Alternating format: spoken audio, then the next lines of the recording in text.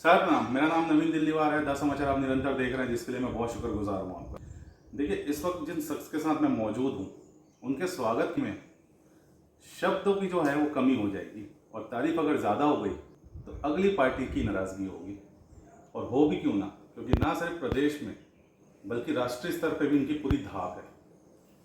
छत्तीसगढ़ प्रदेश के मुखिया को एक खुली चुनौती दे रहे हैं, और छत्तीसगढ़ की जो बीजेपी है उसके शायद अब ये चेहरे होंगे।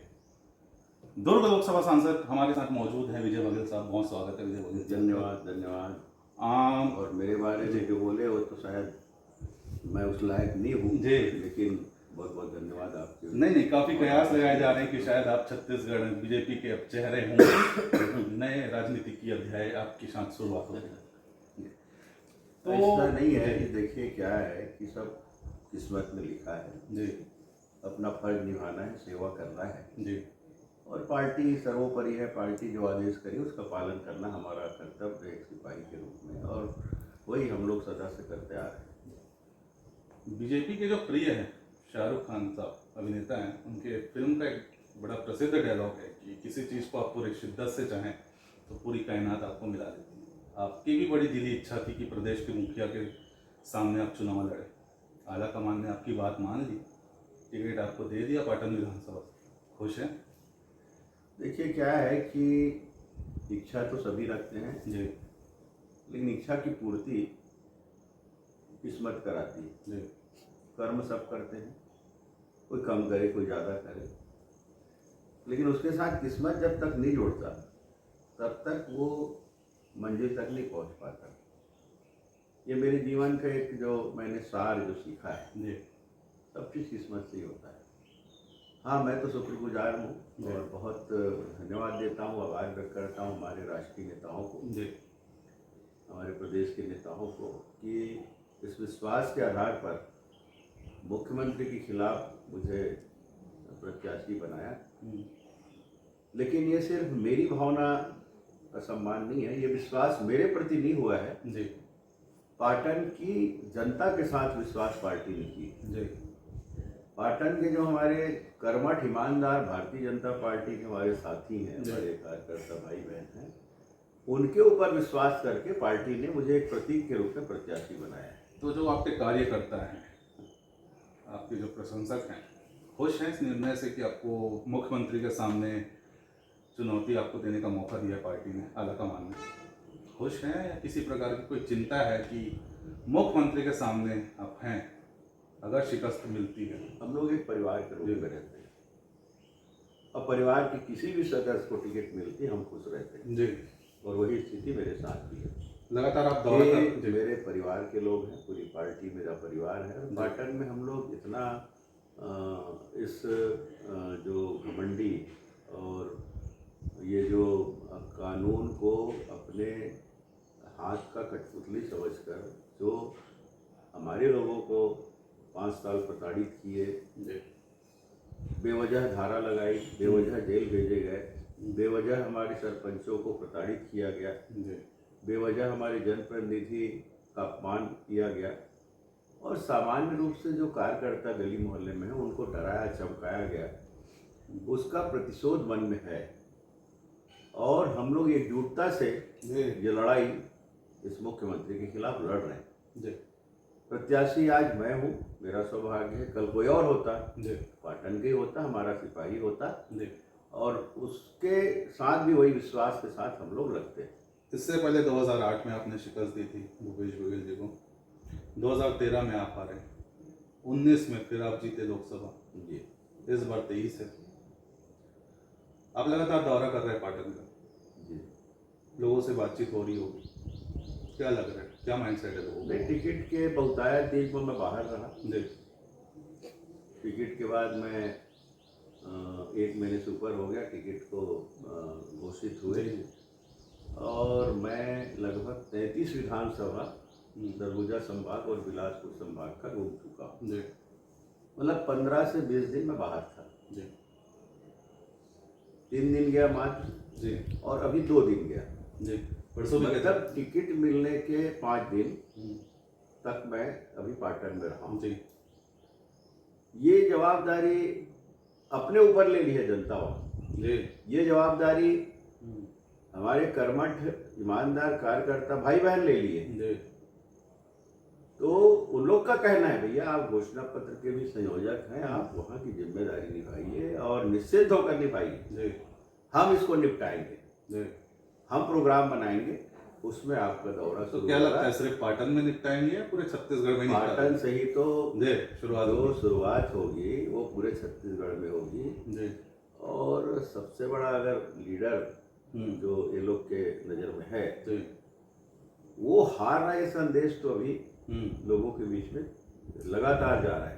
ठीक मतलब पूरे छत्तीसगढ़ में ये बात है जी जो आपने पहले कहा, जी और सारी मीडिया कह रही है, सारे लोग कह रहे हैं, जी सारे ऑब्जर्वर कह रहे हैं कि वर्तमान स्थिति में असमंजस की स्थिति में है वहाँ मुख्यमंत्री कि क्या करूं कैसा करूं। कुछ चर्चाएं ये भी है कि एक दूसरे विधानसभा वो खोज रहे हैं, ये चर्चा है। हम जी जी जी। ऑथेंटिक जानकारी वही लोग देते चर्चा तो हैं।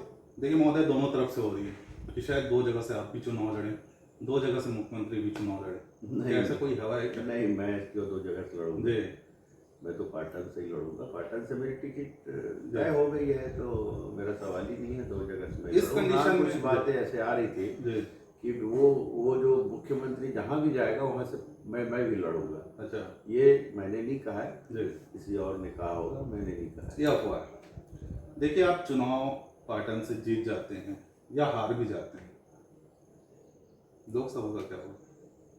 हारने का सवाल ही नहीं है, जी जीत रहे हैं और सरकार हमारी बन रही है। जी 23 में 23 में किसी भी रूप में छत्तीसगढ़ की सेवा करनी है, विधानसभा में ही रहना है। जी एक विधायक के साधारण रूप से रहूं या किसी और रूप से रहूं, पार्टी तय करेगी।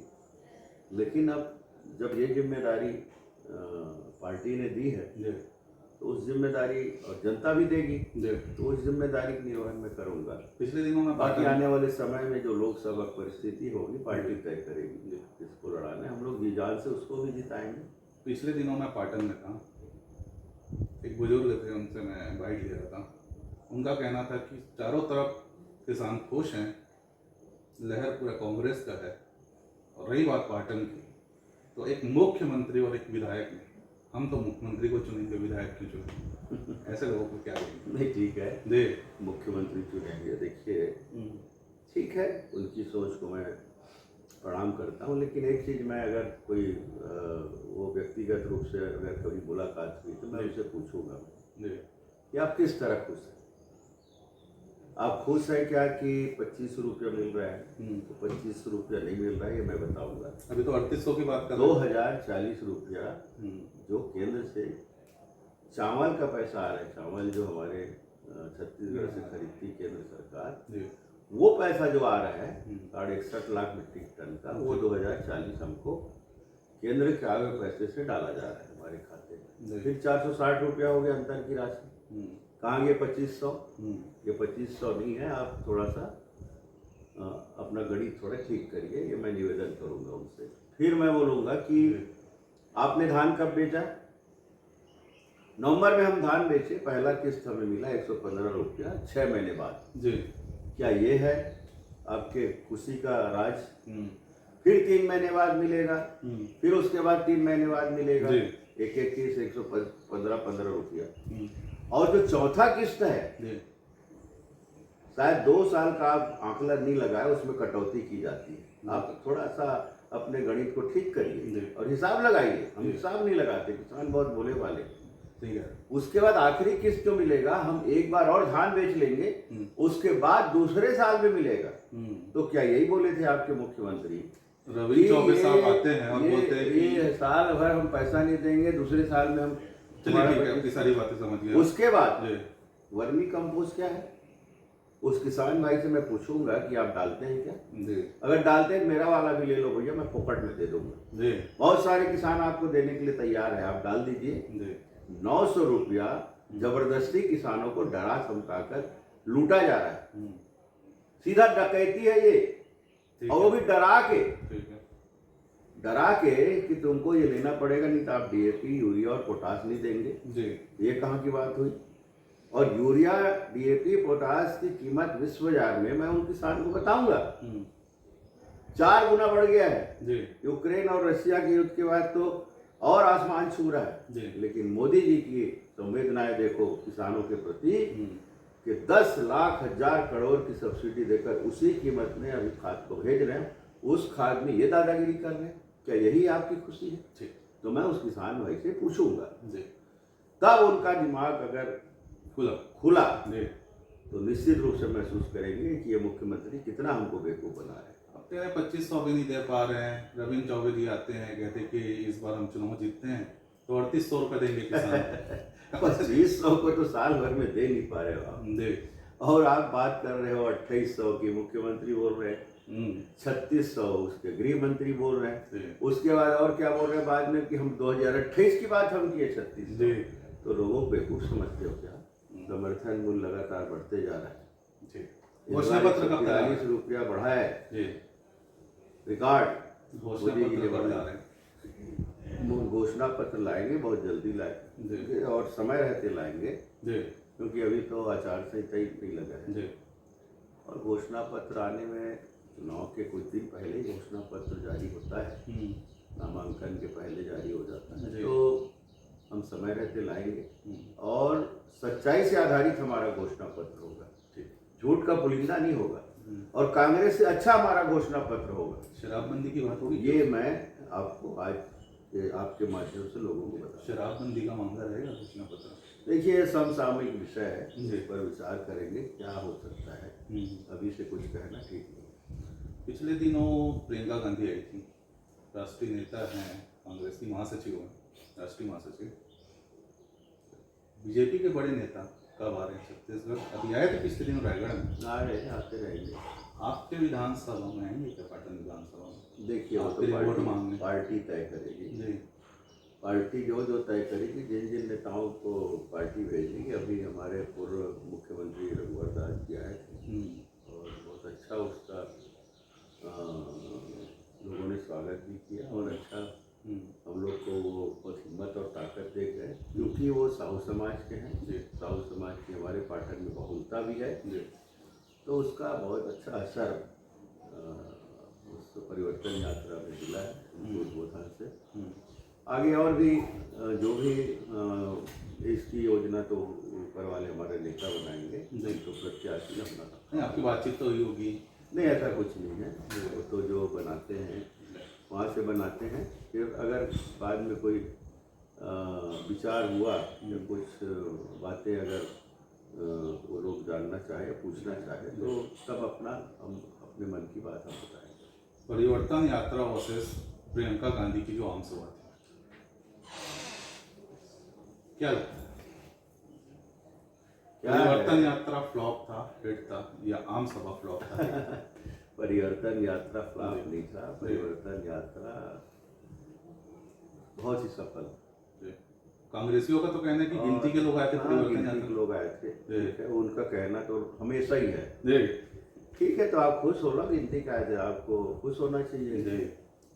आप स्कूल बंद कराएंगे, वो कांग्रेसी अपने मुख्यमंत्री को पूछे कि बच्चों के भविष्य के साथ खिलवाड़ करके आप परिवर्तन, वो अपना क्या महिला समृद्धि कार्यक्रम कर रहे हैं प्रियंका गांधी खुश करने के लिए। सारे प्राइवेट स्कूल का, सभी स्कूल के बसें एक दिन पहले जब्त कर लिए गए। कलेक्टर और आरटीओ और वो ये अपना जो जिला शिक्षा अधिकारी बोल के सभी परीक्षाएं कैंसिल कर दी गई। सब स्कूल में परीक्षा चल रही है। क्या यही है तुम्हारा भीड़ इकट्ठा करने का तरीका? जब शासन प्रशासन तुम्हारे हाथ में है और भी बसें हैं, उसमें कर लेते, क्यों स्कूल बंद कराया?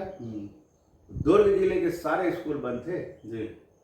अब पूछ लीजिए, प्राइवेट सब बसें वहां लगी थी। और जिन मितानिन को, आंगनबाड़ी को आपने 5 साल तरसाया है, उनको दबाव डाल के भीड़ इकट्ठा करके लाए यहाँ पे।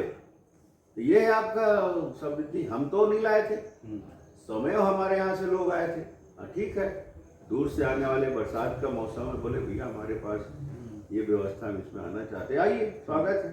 परिवर्तन यात्रा से तो आप खुश हैं। परिवर्तन यात्रा हम्म, समय जनता आई है, और उस दिन ये यात्रा थी, 2-2 बस गांव-गांव में लगाए थे, उसके बावजूद भी हमारे यहाँ लगभग 7,000 से ऊपर की भीड़ आई थी। हम नहीं बोलते ना 10-15 हजार 20,000, हम कहाँ बोल रहे हैं, जी लेकिन हमारे सफिशिएंट था, उतने लोग किसानी के कह समय रहे थे 10 लाख से ज्यादा लोग बरसात आए थे में प्रियंका आए। गांधी के आम सभा में। 10 लाख का जगह ही नहीं है वो। जी कांग्रेसियों का कहना था। अरे कांग्रेसी तो कुछ भी बोल देंगे। जी। हमने भी वहाँ कार्यक्रम कराया जी, 25,000 से ज्यादा, जब आखिरी तक बैठे थे तब, कह रहे थे रोड में बैठ के वो जमीन में बैठे थे तब, जी जी है ना।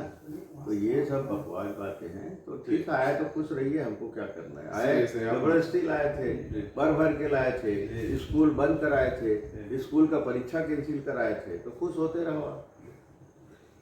बीजेपी के नेताओं से और क्या बोले वो, जी भाषण क्या दी है, जी यूपी। भाषण दे रही थी ना वो, नहीं यूपी नहीं दे रही थी वो, क्या भाषण दे रही थी कि नेता आजकल बस सत्ता के लिए बनते हैं, ये भी बनते हैं, हमारे कांग्रेस में भी ऐसा करके हाथ दिखाए, बोले यही हाल है करके। जी तो उसको नहीं देखे क्या मुख्यमंत्री, उसी तरफ दिखा रहे थे।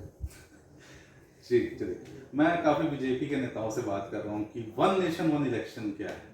आप काफी कद्दावर और पुराने नेता, काफी अनुभवी, आपसे उम्मीद रखता हूँ कि एकदम सरल भाषा में आप प्रदेश की जनता को समझाएंगे कि वन नेशन वन इलेक्शन क्या है, और क्या चुनाव के डेट आगे बढ़ेंगे क्या छत्तीसगढ़ में? नहीं, आगे नहीं बढ़ेंगे, लेकिन उस पर प्रक्रिया शुरू हो गई। आगे बढ़ने की? आदरणीय रामनाथ कोविंद जी भी जी, इसकी कमेटी के अध्यक्ष बनाए हैं, वन नेशन वन इलेक्शन का, जी, और वो अपनी बैठक शुरू कर दिए हैं। जी। लेकिन वर्तमान में जी, ये चुनाव, अभी वाले चुनाव हो गए, ऐसा प्रतीत नहीं होता, जी, और संभव भी नहीं है। हम्म, आगे जो सभी राज्यों से चर्चा करेंगे, आधे से ज़्यादा राज्य की सहमति होनी चाहिए। जो भी इसके संवैधानिक प्रक्रिया है, जो भी कानूनी प्रक्रिया है, जी, वो पूर्ण जब तक नहीं होगी तब तक ये लागू नहीं होगा, और होना चाहिए, जी, क्योंकि साल भर इलेक्शन होते रहते हैं। कभी किसी राज्य में हो रहा है, कभी किसी राज्य में हो रहा है, कभी लोकसभा हो रहा है, कभी और चुनाव हो रहे हैं। जी, तो ये एक ही बार में चुनाव होना चाहिए, जी, ताकि देश का पैसा भी बचे, समय भी बचे। आचार संहिता में बहुत सारे विकास कार्य रुक जाते हैं, उसमें भी बाधा ना आए, इसलिए जनता के हित के लिए भी और देश हित के लिए भी, और सामान्य रूप से सरकारी अमले को के हित में भी ये चुनाव होने चाहिए। टाइमिंग को लेकर सवाल उठ रहे हैं। 2024 के आम चुनाव से पहले ही क्यों ये किया जा रहा है? इतना था तो पहले ही कर लेते। देखिए, जी, शुरुआत तो कभी न कभी करनी है जी। अब सब चीज में पहले क्यों कर लेते, पहले क्यों कर ले, तो कर तो रहे ना। आप तो थे 60 साल, सवाल उठाने वाले उठाते रहे। जी, सब चीज का एक समय होता है। आरक्षण की बात आई, महिला आरक्षण, उसमें भी सवाल उठा रहे, अभी क्यों, अभी क्यों। अरे अभी क्यों, अभी क्यों, आप तो 50 साल रहे, क्यों नहीं किए। जी, शुरुआत कर रहे हैं भाई, अभी न कभी शुरुआत तो करनी है, उसमें भी प्रश्न उठा रहे हैं। ठीक। तो कोई चुनाव के दृष्टिकोण से कोई निर्णय नहीं ली जाती, और जी। खासकर भारतीय जनता पार्टी चुनावी दृष्टिकोण से कोई निर्णय नहीं लेती, अच्छा, अपने समयबद्ध तरीके से काम करती है। ठीक। अगर इस समय कश्मीर आ रहा था, ये चुनाव देख को कर रहे हैं, कश्मीर तो आ गया। जी, मंदिर की बात होती, चुनाव को देख के कर रहे हैं। मतलब इनको खाली प्रश्न करना है, आरोप लगाना है, करना कुछ नहीं। इंडिया से निकलते कनाडा पे आते हैं। इंडिया वर्सेस कनाडा भी काफी चल रहा है। हरदीप सिंह निज्जर की हत्या के बाद कनेडियन पीएम ने कहा कि ये हिंदुस्तानियों ने मरवाया, रॉ एजेंटों ने उनको मारा है। इसको लेकर काफी विवाद बना हुआ है, और अब फिर से खालिस्तान मूवमेंट एक बार दिख रहा है। इसका फायदा क्या चुनाव में होगा बीजेपी को? ये पंजाब में जब सरकार बनी, जी। तभी से ये बू आने लगी। जी, ठीक है, कांग्रेस सरकार जब तक थी, ये लोग उस तरीके से अब तक नहीं कर, जी, लेकिन आप पार्टी ने जिस तरह वहाँ पे अभी खालिस्तानी मूवमेंट। जो मूवमेंट तो चल रहा है, उसको दबाने का प्रयास होना चाहिए उनको। जी, वहाँ के शासन की जिम्मेदारी है पहले तो। जी, शासन वहाँ की जिम्मेदारी लेगी, राज्य शासन केंद्र सरकार से सहयोग मांगी तभी तो देंगे हमसे। जबरदस्ती संघीय व्यवस्था में हम जाके वहाँ के कानून व्यवस्था में हस्तक्षेप नहीं कर सकते। ये संघीय व्यवस्था है, जी करना है। जी और पहले बोल रहे थे केजरीवाल की जो हरकत है जी वो अलगाववाद की है, जी पहले ही आरोप लग रहे थे, उनके ही लोग आरोप लगाए। भाई कुमार विश्वास जी कितने बार अपने कविता में बोले हैं, जी उनके ही साथी थे, उनके ही और जो अलग हो रहे हैं वो लोग बोल रहे हैं।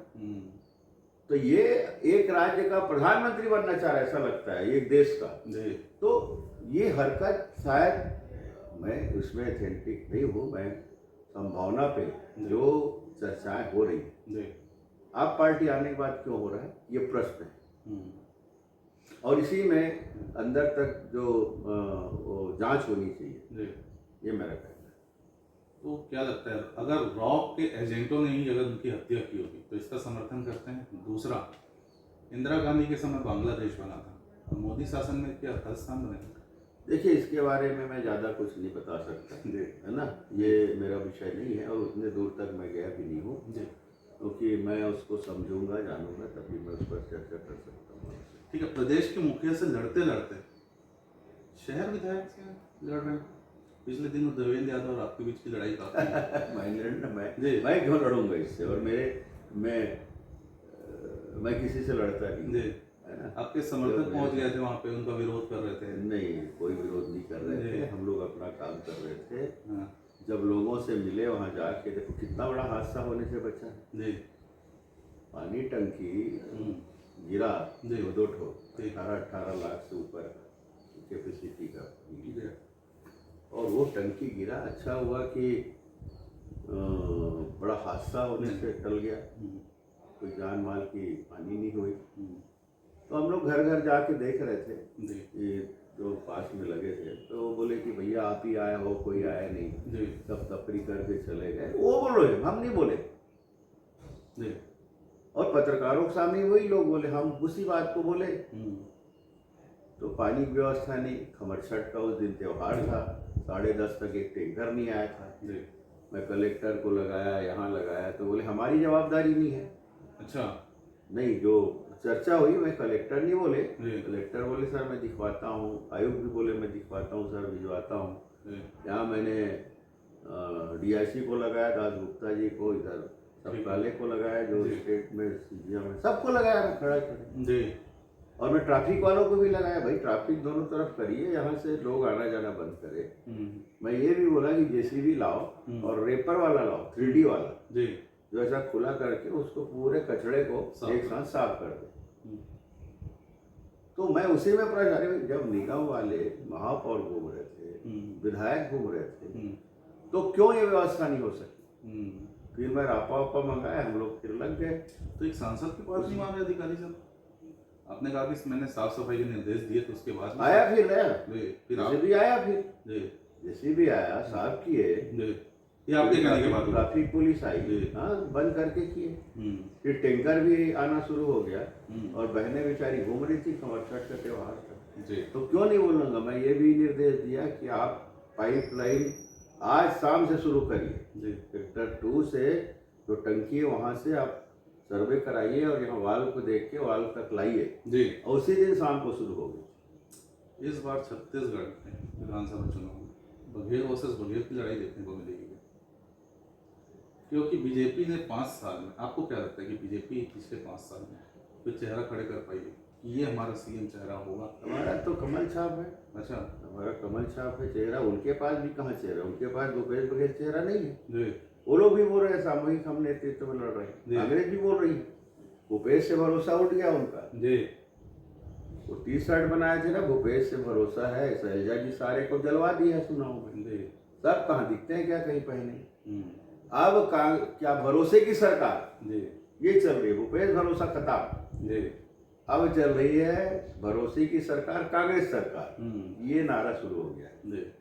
और अभी उनके लीडर सब बोल चुके हैं, आप लोग भी पूछे कि हमारा भी कोई चेहरा नहीं है, सामूहिक नेतृत्व हम चुनाव लड़ रहे हैं, सब बोल रहे हो। TS सीधे हम बोल रहे हो, आप गलत क्या? TS सीधे साहब बड़ी तारीफ कर रहे हैं मोदी जी की, कह रहे हैं कि हमारे को बहुत पैसे भेज रहे हैं केंद्र की सरकार। जी आपके सवाल, केंद्र की सरकार आखिरी बहुत पैसा हमको भेजती है। मुख्यमंत्री जी लगातार 5 साल से बोलते आ रहे कि केंद्र की सरकार हमें पैसे नहीं देती। अचानक से उप मुख्यमंत्री प्रदेश के वो इतनी तारीफ आप लोगों की कर रहे हैं, प्रधानमंत्री भी कर रहे हैं, बीजेपी की कर रहे हैं, कोई बातचीत तो नहीं चल रही है? अच्छा आदमी अच्छे चीज़ की तारीफ करेगा। बीजेपी ज्वाइन करेंगे क्या? हम नहीं, बीजेपी जी। नहीं को करेंगे, जी। तो अपने पार्टी में खुश रहे, जी। हम लोग की शुभकामनाएं हैं, उनको बड़ा ओहदा मिले, उप मुख्यमंत्री भी बनाए गए हैं, तो अपने पार्टी की फर्ज निभाए वो। हम क्यों बोलेंगे कि आप पार्टी में आइए, और कोई बोल भी नहीं रहा है। बाकी जो अगर कुछ काम हो रहा है, सेंट्रल से पैसा आ रहा है, तो निश्चित रूप से वो अगर तारीफ कर रहे हैं तो हम भी उसका तारीफ कर रहे हैं, मान तो रहे कोई न कोई, और ये सत्य भी है। कहाँ कहाँ पैसा नहीं आ रहा है? मुख्यमंत्री तो सीधे सीधे चैलेंज की है हमारी सीतारमण जी, मेरे पास आए, कोई भी राज्य के लोग आए, मैं बैठ के हिसाब बताती हूँ जीएसटी का इतने समय में इतना पैसा गया है, आगे मेरे से बात करे, आरोप लगाना बंद करिए। चैलेंज के साथ अभी लोकसभा में बोली है वो, अब भी बोली है। तो ये सब जो बकवास करने वाले लोग हैं ना, सिर्फ अपनी गलती को थोप देना मोदी जी के ऊपर, केंद्र सरकार के ऊपर। अभी प्रधानमंत्री के लिए कहाँ से पैसा आ गया आपको? आवास के लिए कहाँ से आ गया? अभी मैं सुना हूँ कि ये जब राहुल गांधी अभी आने वाले हैं उनके, तो 7 लाख आवास की घोषणा करने वाले थे। तो कौन सा एहसान कर रहे हो आप? ये तो 2 साल पहले भी जाना था लोगों को, उसको अब चुनाव दृष्टिकोण से नेता के सामने दिखाकर आप कर रहे हो कुछ करने के लिए, तो लोग बेवकूफ नहीं है। और कौन सा एहसान कर रहे हो जी? उनका अधिकार है। केंद्र सरकार 60% की राशि हर एक घर के लिए जब भेज दी है, इतने लोगों के लिए 8 लाख लोगों के लिए, आप रोक के रखिए इसको, मेरे पास पैसा नहीं है करके। तो और वो ऊपर से मांग कर रहे थे हमको 90% राशि मिलनी चाहिए आवास के लिए, अब क्यों दे रहे हो? तो ये सवाल अपने ऊपर उठाने लग गए। ठीक है, ये एक आखिरी सवाल है। पहली बार ऐसा हो रहा है कि चुनाव में बीजेपी हिंदुत्व का बात नहीं कर रही है, गौ माता का बात नहीं कर रही है। छत्तीसगढ़ में बात करूँ तो क्या लगता है कि भूपेश सरकार ने बीजेपी से मुद्दा छीन लिया कि हिंदुत्व का, गौ माता का, राम का? हमारी धरोहर है वो जी, सनातन धर्म को मानने वाले हम लोग हैं, हमारी धरोहर है। हम लोग राजनीति में उसका उपयोग नहीं करते। लोग भले अपना आंकड़ा लगाते हैं, लेकिन राजनीति में कभी धर्म को आड़े नहीं आने देते। धर्म मानना हमारे रग रग में, हमारे खून में है। गौ माता हमारी माँ है, भारत माता हमारी माँ है, भगवान राम हमारे इष्ट हैं। ये हमसे कौन छीन सकता है? और हिंदू समाज सब समाज का सम्मान करने वाली। हिंदू समाज कभी किसी को ये नहीं कहती कि हमारे धर्म को मान लो, हमारे शामिल हो जाओ। ये दूसरे जाति संप्रदाय के लोग करते हैं, लेकिन हिंदू समाज नहीं करता। वही हमारी भावना है। अब उसमें राजनीतिक बात नहीं है, राजनीति होती है। अच्छा प्रशासन, सुशासन और भ्रष्टाचार विहीन शासन और भ्रष्टाचार से लिप्त शासन जो है, जो छत्तीसगढ़ को कलंकित करने में लगे, उसके विरुद्ध लड़ाई है। वही हमारा मुद्दा है। 23 में अगर बीजेपी की सरकार बनती है तो नरवा गरवा घुड़वाबारी और ये जो गोबर खरीदी हो रही है, ये बंद कर देंगे क्या? सब बकवास योजनाएं बंद होगी, सत्यता से आधारित होगा, जो वास्तविक में लोगों को लाभ देगा, बनावटीपना नहीं रहेगा। किसानों के साथ दादागिरी बंद होगा। किसानों के साथ जो छत्तीसगढ़ के धान के कटोरे के फैलाने वाला छत्तीसगढ़ है, भूइयाँ के भगवान कहते हैं हम किसानों को, धरती के देवता है, उस देवता के साथ हम लोग अन्याय होने नहीं देंगे और उसको समयबद्ध तरीके से उनके अधिकार की रक्षा करते हैं, वो अधिकार हम देंगे। एक आखिरी प्रदेश अपने क्षेत्र और जनता के लोगों के लिए कोई आखिरी संदेश देना चाहे? बस यही है, सबसे निवेदन है कि छत्तीसगढ़ को अब बचाना है। छत्तीसगढ़ डूब रहा है जी। और जो कांग्रेस सरकार ने छत्तीसगढ़ को कलंकित किया है जी, उस कलंक से छत्तीसगढ़ को उबारना है। और नशे के अड्डा बन गया है, जुआ, सट्टा, शराब, न जाने कितने घृणित कार्य हो रहे हैं, उन सब से मुक्ति दिलानी है। इसलिए आप सब मिलकर भारतीय जनता पार्टी की सरकार बनाइए, यही मेरा विनम्र निवेदन है। तो ये थे दुर्ग लोकसभा सांसद विजय बघेल साहब, जिनका कहना है कि पिछले 5 साल भूपेश सरकार ने सिर्फ यहाँ की जनता को ठगा है और लूटा है। कह रहे हैं कि 2023 में बीजेपी की सरकार आने के बाद हर तरफ खुशहाली होगी, अच्छी योजनाएं हम लाएंगे लोगों के। आज के इस खास कार्यक्रम में फिलहाल इतना ही मित्रों, जल्दी मिलेंगे एक नए शख्सियत के साथ। तब तक के लिए मुझे दीजिए इजाजत। साथ